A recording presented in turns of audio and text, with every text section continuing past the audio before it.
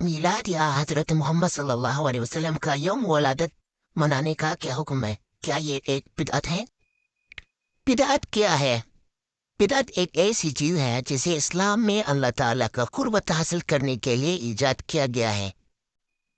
اللہ تعالیٰ کا قربت حاصل کرنے کی ضرورت دور نبوی میں بھی تھے اور آپ صلی اللہ علیہ وسلم نے نہیں کی۔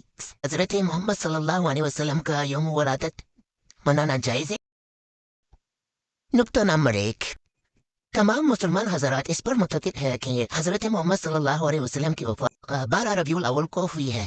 اس میں کوئی شک نہیں ہے، لیکن مسلمانوں میں یہ اختلاف ہے کہ حضرت محمد صلی اللہ علیہ وسلم کی ولادت 12 ربیع الاول یا 9 ربیع الاول میں ہو، جیسا کہ رحیم المختوم کے مصنف نے واضح طور پر کہا ہے کہ یوم ولادت جو ہے وہ 9 ربیع الاول میں ہے۔ یہ سب سے مستند قول ہے۔ تو ہر سال 12 ربیع الاول کو ان کا میلاد بنا کر آپ در حقیقت ان کی ولادت کا جشن نہیں مناتے، بلکہ ان کی فوت کا دن مناتے ہیں۔ دوسری بات یہ ہے کہ حضرت محمد صلی اللہ علیہ وسلم نے کبھی اپنے سالگرہ نہیں منائی، نہ ابراہیم علیہ السلام کی سالگرہ منائی، نہ موسیٰ علیہ السلام کی، اور نہ عیسیٰ علیہ السلام کی، اور نہ کسی نبی کا یوم ولادت منائی۔